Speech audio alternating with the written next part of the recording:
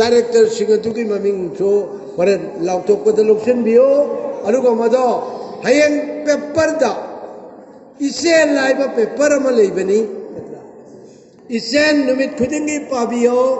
isen da numit khudingi training asigi maramda iri thama igani madugi thaudang media coordinator ranjit na logjobani ngasi gi su ngarang gi do loina haire ngasi gi sina hayeng hairakani hayeng dagi din na khoi gi naming yauragani maramaduna noina ngasai chekshin ba chekshin daba maya mado masi na khoi na nasa na pujagadabani nangi tim mado phajana utpa ngamdana ba tawiro hojikte na khoi hojik lot twraga a lakon haira age che maming du ibio aduga lot twraga tawiyo hana uchage hayeng uchage aigina adu doini leibe yaroi lottery system ni sengi wade ngonda proper bi ho akoi sen chai to amat tapidrin akoi hujik thama workshop chathabada paisa yamna tingi akoina guardian sing je lemna kobuna chade leiriba mayam sing ase noma chak pijabio guardian kaidole pali pubiro ayang pali nangauroi hoji babude numir humni gi leire kanana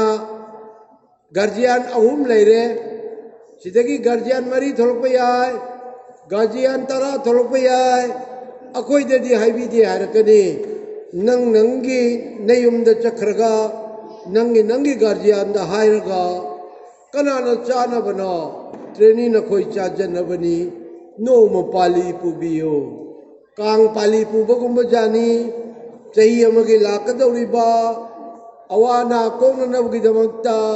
Sri Jagat Bandhu ki kangi pali pubdo madidagi hena sathiraba yamna sengraba culture ki pali pubio sagadori bisu nangi na chana sungaktani pull up chamino let us dine together togetherness is our motto punna laiba bise koi gi hana oigadabani adana kana gumba guardiana kana gumba trainee na nangi group tagi aigine yaujariba belong toriba group adugi mamingda sigumba tarik amata pibiyo pali pujaraga ichilna bayam singse punna chaminna jage mado khechri oina pijabayai phola oina pijabayai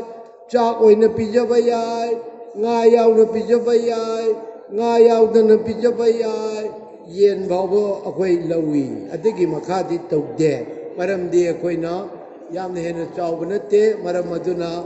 nakoina pama mongda dain tawiyo chaminno mathel lukoi pamjade amakhak pijaraga loire ani khak pijaraga loire madugi thorangdo akhoina sinjagani yajagani numit manga kun babagi manungda akhoida nongnini sigi manungda pali pujage haibado phajana haibirau guardian sing amadi volunteer singna hojik thama chatharak pagi ngasi se mariri chanba numini nakhoi khabar pao niti numit khujangi khabar pabi aditaki maru oiba still photograph khara sei sida horen thokki bada yengo kana gummana maduda yawba hayengdagi di training ki kari ura ani thela ani phajana mate panate nakoina pamagadi madugi copy do lobi bayani haibeni copy amagi mamal lupa tara piraga madugi media gi amu coordinator oidana bobo zero thibiyo mami gi thibiyo bobo da mu sinaraga maitei aseng mangasi su lebiri ba jajoi be yaubiri mangonda habiraga isil gi jase ngasi nambado horenung do horum pibiyo pajasida leire mami mata pigo Madura mana kariguma piba ngamdraba akoina mabu boycott tawse paisa lapseng raga paisa hak khre tara nongam na koi khabar hapke aduna madu ngamno honabiyo still photograph loksen biyo nangi live ki kana bani ima ben singna workshop tawri do jagoi sari do amte yengbiyo photocopy thambiyo nacha na susina kap kadabani haima akoi ima se jagoi sari ne akoi abu na thikri si yengune mamana na yelom na iraga mana se tawri se kai do nungai ba very very interesting and humorous oiba ama tawdoine ba yengna yam nungning bane mayam na yelom na chakraga haima sida aina oiro na thei sira karigia mayam de hawa khrene aina phamdra lere aida ngamaroi da ka phuring haidura lamhogo photo adugumba do yamna tangba photo ko rare photo aise aduni aina uiring aida nangbi photo amda piyo aidana ai lila se torga nupi lila yengbada ai uiring aida namba photo se ai ngone pirei mado aina koi tan tan nei maram de ai tumbagi photo amda logje deba ar lila yenga aina ui leibetugi photo pirei moina chuan to yam nungai ba rare oire I aina yenga ai nokchei nungai je te khali adumana noina hayeng jagoi tawri se lo lo na lauri ko ai ga sa anga ma sina phuru ga thangali do maris yaw da no madi ko to the frika je laga to je sa lei be ba adai no photo lo bani mama pa ra pi ge ni nang na chan taw si yengo ai na adwain taw da na taw ne mara ka kap yaw bani kapi du photo lo bi ra ga pi do ri ni thawa yaw bu su lawi thawa yaw da su lawi ko adra ma si di akoi ma sen sum tam da bani yam nungai ja ni adar nangi photo rare oi ba do thamu ma do yengune hayeng wai kam kane ge yengo ha akoi de artist ne kai dir ko akoi jagoi ga di tek tek sa do omni thang ta taw ro bani ga opi ro hojukte lila utpagi matam oire ai nga sangai ga ngi duri som na kan da charity akoi gi lottery gi ngai bani after good checking yamne ki jana check tawre aduga ikai khumna jariba judge ahumna chatha jariba ngasigi competition asigi athoi ehe lepina bugi damakta nasana sana pujar ko asonda lengsin bina bugi damakta lengsin jari hauje le jariba che koina miya mangda yamna ningthi jana lot tawra bugi matungda a nokta da lokhat jari amadi kauthok jari thoram tawdurna lebiyo lamjing leima and her group lamjing leima and her group sigi mathang da kana tawni haido oi surprise very much surprise indeed noi surprise yamna pami maramaduna masiju surprise aduna uji lamjing leima amadi his group waran lauji lamtambiyo uji lila utpiro jaja hum lebiro bra nangkai phame no ar phumso no hum wari saya bro jaja hum pesa jare jaj pesa jare sida thangnare jaja ma asom chalo jaja ma re ho sida jaj pesa jare tonga bhamam biyo jaj pesa jare kai no adro mai kai yaw bro oh isei ga tok thero bera lete yes thabiro yare hobjarage mache number 1 uli bache lamjing leima amadi magi group ni mana kari improvise to ri no aido yengsi hajam matang yaurde koi lokhachi lamjing leima amadi magi group upiro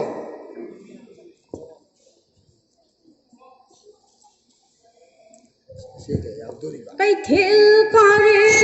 mapalni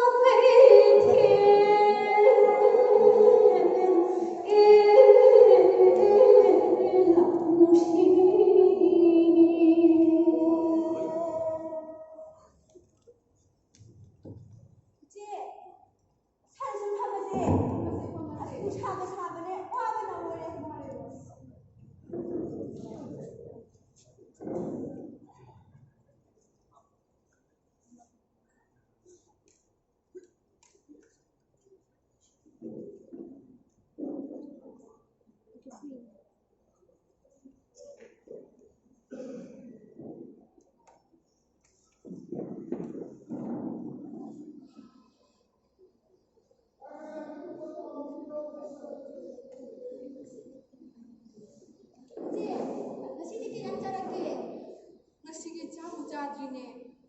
ꯑꯉꯥꯡꯁꯤꯡꯁꯨ ꯆꯥꯛ ꯑꯝꯇ ꯆꯥꯍꯧꯗ꯭ꯔꯤ ꯃꯄꯥꯁꯨ U ꯊꯛꯑꯒ ꯑꯗꯨꯝ ꯂꯩꯔꯦ ꯀꯃꯥꯏꯅ ꯇꯧꯗꯣꯏꯅꯣ ꯈꯪꯗ꯭ꯔꯦꯗ ꯑꯁ ꯆꯦꯡꯁꯨ ꯂꯩꯍꯧꯗꯦ ꯏꯟꯖꯥꯡ ꯅꯥꯄꯤꯁꯨ ꯂꯩꯍꯧꯗꯦ ꯑꯗꯨ ꯅꯪꯒꯤꯗꯤ ꯀꯃꯥꯏꯅ ꯇꯧꯔꯤꯒꯦ ꯏꯆꯦ ꯄꯥꯝꯅꯕ ꯑꯗꯨꯝ ꯊꯣꯡ ꯊꯣꯡꯉꯒ ꯄꯪꯆꯥ ꯆꯥꯔꯛꯑꯦ ꯑꯗꯨꯅꯤ ꯍꯣꯏ ꯍꯣꯏ ꯉꯁꯤꯒꯤ ꯂꯥꯏꯔꯦꯝꯕꯤꯅ ꯇꯝꯕ ꯍꯥꯏꯗꯨꯅꯤ ꯍꯣꯏ ꯏꯆꯦ ꯏꯆꯦꯒꯤ ꯑꯉꯥꯡ ꯑꯃ ꯑꯣꯄꯔꯦꯁꯟ ꯇꯧꯋꯦ ꯍꯥꯏꯕ꯭ꯔꯥ ꯑꯗꯨ ꯀꯃꯥꯏꯅ ꯇꯧꯈ꯭ꯔꯒꯦ ꯑꯗꯨꯁꯨꯅꯤꯅꯦꯍꯦ ꯂꯩꯇ ꯇꯧꯔꯦ ꯈꯪꯗꯦꯗ ꯇꯧꯗꯣꯏꯁꯦ ꯀꯔꯤ ꯊꯣꯛꯑꯕ ꯑꯧ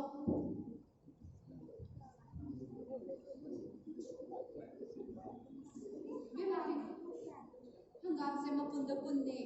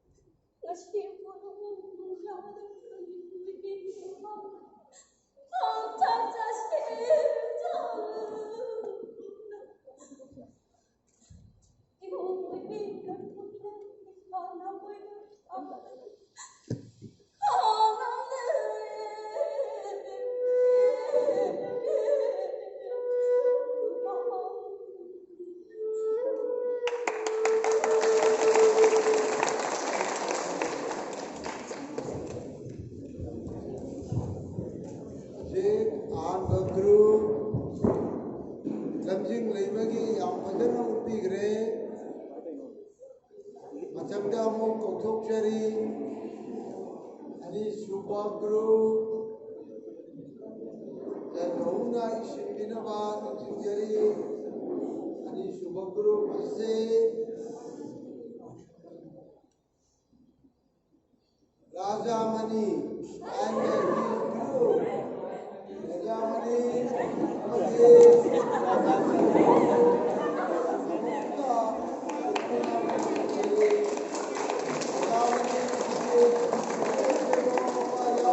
yengba yagari invite tobiyo ora amuk hogde aine aduna mama mapa yengba yagani bali ki dam thoram tokna yeri ko magtene aji ngasa announcement pigre ajiti Rajamani and his group ani suba matam pire aina lojare lambi re to isina nuksa da maro sabne gari isina maro onsiba lockdown ni guys kana tu khana drama le oi bomba oi sang lo sa sin mo sai ba le se asi ni ne pung ani phau gi mamang da nakpa gari sing do moi che sang su da ba ye dong ni sana ko social distancing physical distancing lak ta sing do noi ge pham ba to ya ni yong yong ka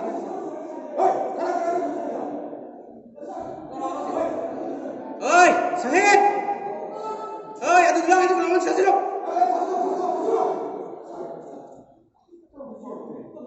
oi sibro oi silo sir ma set ko to ge sir aku si dokter sa ke dur to sir hey to ma to matum ni mo ngam to sir hey to sir doi ka sir dokter ye to ye doi ko na to sir corona hi ti ki de mo na na ba na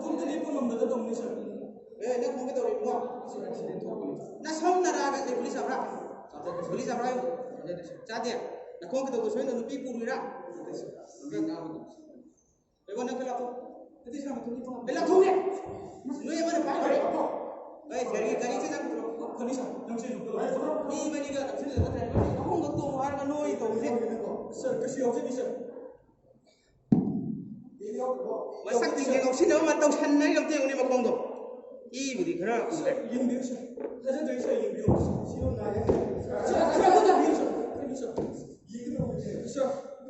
hai yang mau lagi kau sebelah